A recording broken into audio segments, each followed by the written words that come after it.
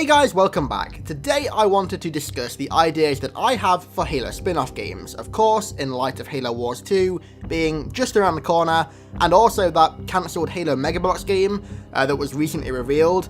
Now I have a few ideas, some are pretty predictable I think, but some definitely aren't.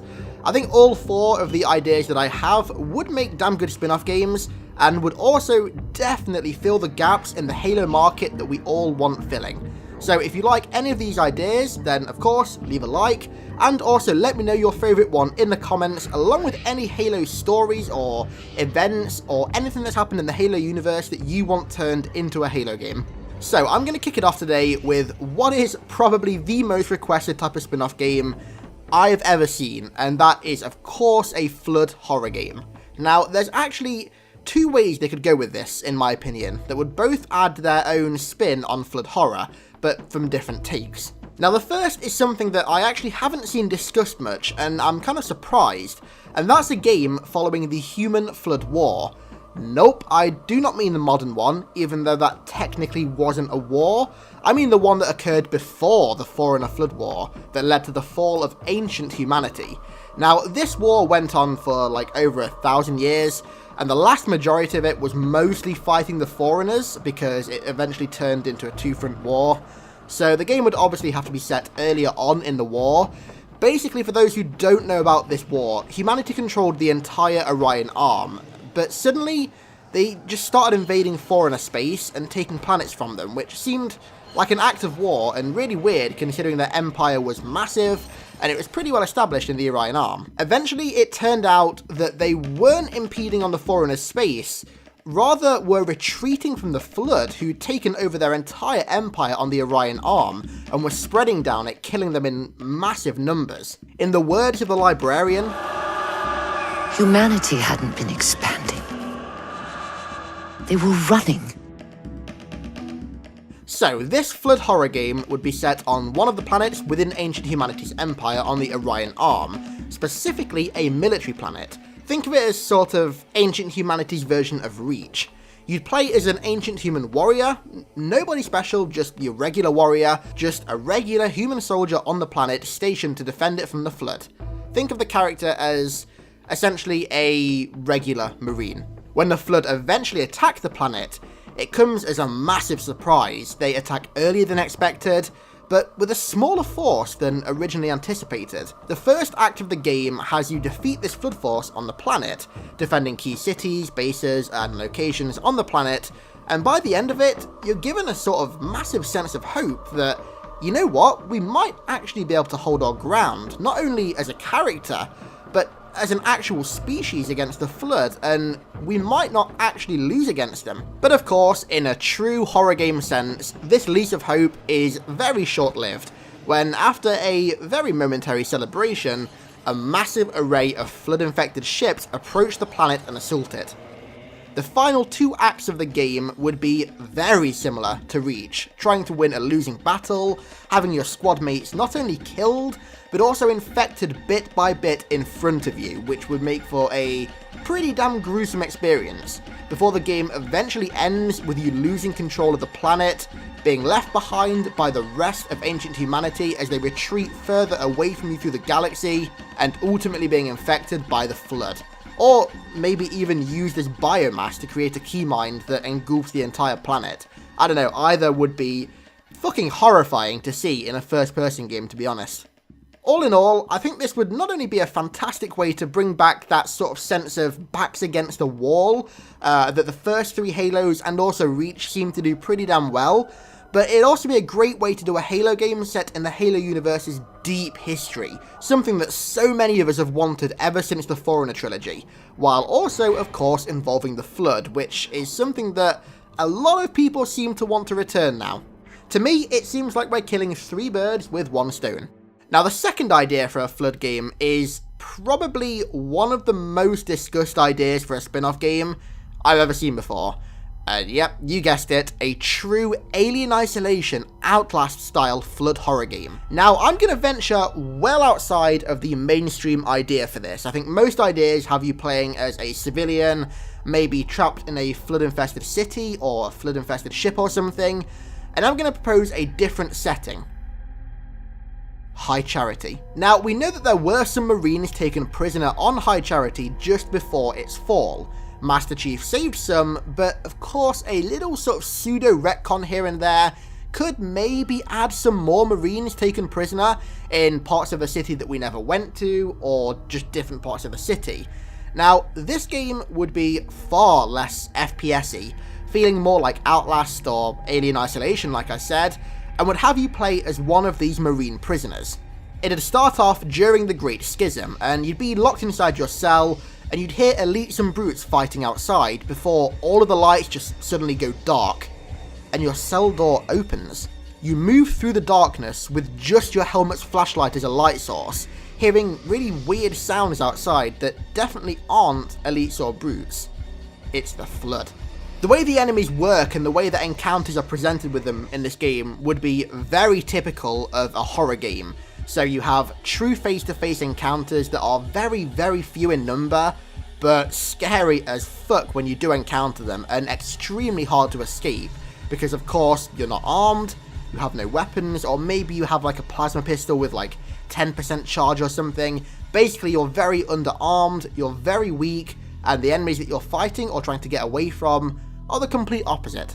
The story for this game would have you trying to escape High Charity, and would take place over quite a number of days, so you get to see the transformation of High Charity from the glorious Covenant City that we saw in Halo 2, to the Flood Hive that we saw in Halo 3. Eventually you would escape High Charity via one of those space-enabled Banshees, but this game would be so much less about the story, and so much more about the horror of not only the Flood to an unarmed Marine, but also the transformation of High Charity from a glorious, pristine, holy Covenant City into a disgusting, repulsive Flood Hive. It'd be a fantastic way to not only execute a Halo horror game, in my opinion, but really show how fucking scary, disgusting, and just lethal the Flood really are. Okay, so moving on from Flood games, which is something you guys are probably sick of me talking about by now, we have another widely requested spin-off, Halo: The Swords of Sanghelios. Now, this game would probably be the most fitting spin-off, in my opinion, and could almost act as a sort of campaign DLC to Halo 5. It'd take place in the years following on from the Human Covenant War and also prior to Halo 5, so in that 6-year time span that is currently known as the Blooding Years, and would tell the stories of the battles the Swords engaged in against both the Brutes in the Great Schism and also the opposing Covenant factions. Now, this game would be perfect right now, not only because the story would fill in a massive 6-year time gap that many Halo fans who haven't read Halo Escalation or Shadow of Intent or any of the expanded universe just see as this massive gap where the elites sort of went off and did their own thing, but also from a practical sense, it'd make fantastic use of Halo 5's fireteam system. In this game, you would play as a squad of 4 elites, with the main character, of course, being Thel, aka the Arbiter, followed by Artas Vadum, Upse Taham, and Enthos Sarum. Now, not only would this give us back something that we've been collectively begging for God knows how long, of course, playable elites, it'd also open up Sangheli culture, military tactics, and their incredibly detailed events between Halo 3 and Halo 5 to the masses who, like I said, maybe haven't read Escalation or Shadow of Intent or Hunters in the Dark or any of these stories. It'd also be a great way to shed some light on some of the Covenant remnants that we perhaps aren't aware of, and also reintroduce the Brutes to the FPS Halo games. As well, it'd be quite a useful game to explain a few of these little weird things we have in the canon, quite a few actually specifically from Catalog a few years ago, like why Arthas was designated a priority target by Oni in 2558, and also why in the same year he destroyed 3 Oni Prowlers that were trailing him. These 2 things just seem really obscure, and a game with Arthas as a main protagonist could explain these really well. Overall, this would be just a fantastic way to shed some light on the Sangheli, their civil wars, and also give us fucking playable elites back. Oh yeah, if you're gonna do this 343, please use the correct elite design. Please. Please. And finally, we have a sequel, in air quotes, a sequel to ODST. I'm not going to call it ODST 2 because, frankly, I fucking hate that name. It just sounds really weird. Rather, I would call it ODST Alpha 9. Now, as you'd imagine, this game would be about Alpha 9, the same ODST squad present in Halo 3 ODST, but of course it would be set before Halo 3, on Reach. Now, we know from both Halo Reach and Halo New Blood that Alpha 9 fought more than once on Reach during its fall, in New Alexandria for example, and also in other unnamed locations on the planet, one of which was the final resting place for Gramps, the squad member who would later be replaced by Rookie. So the reason this would work well as a sort of sequel to ODST but also a prequel is that the stories of Alpha 9 on Reach aren't just these generic battle stories. They have real emotional weight to them, and that's before you take into account the fact that they were really fighting a losing battle. All in all, if 343 were ever to explore the idea of another ODST game, setting it on Reach would probably be the best way to do it. Fans have been wanting to return to Reach in some capacity quite a lot as of late. Now, I'm not sure if this is like a really weird little Reach fanboy period or something, but they've really wanted to go back to Reach recently, and they've also seemingly wanted another more grounded, realistic ODST style game, where we don't play as this mega, invincible super soldier. So this to me seems like a perfect way to combine the two ideas. My only complaint about this would be that the Fall of Reach as a story is the most rehashed and overdone thing now. We've had so many different adaptations of it, so many different retellings of it in different media. Now, don't get me wrong, I'd love to return to Reach, just not necessarily during its original fall to the Covenant. There are some fantastic ways that it could be woven into the current story arc, and also future story arcs too, which I have discussed in videos before, and with these in mind, using up our eventual massively emotional return to Reach by retelling the Fall of Reach would just be a gargantuan wasted opportunity, at least in my opinion. Let me know in the comments if you disagree. So that's going to do it for today, guys. Thanks a bunch for watching. Don't forget to leave your ideas for spin-off games in the comments, as well as letting me know your thoughts on my ideas. I love hearing your ideas, and trust me, there are plenty. I barely even scratched the surface of possible spin-off ideas in this video.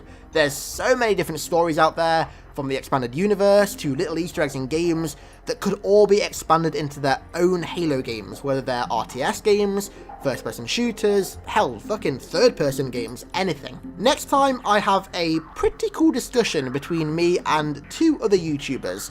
One I'm pretty sure you've heard of, and one that many of you may or may not have heard of. So it's going to be a really interesting video. I think the topic is quite timely, given a number of factors. I'm not going to spoil anything yet, so just wait a couple days for the video. I promise you it's going to be worth the wait, especially if you enjoyed the Halo New versus Old video that I did last year. So look out for that bad boy in a few days. Thanks again for watching, guys, and I'll catch you next time.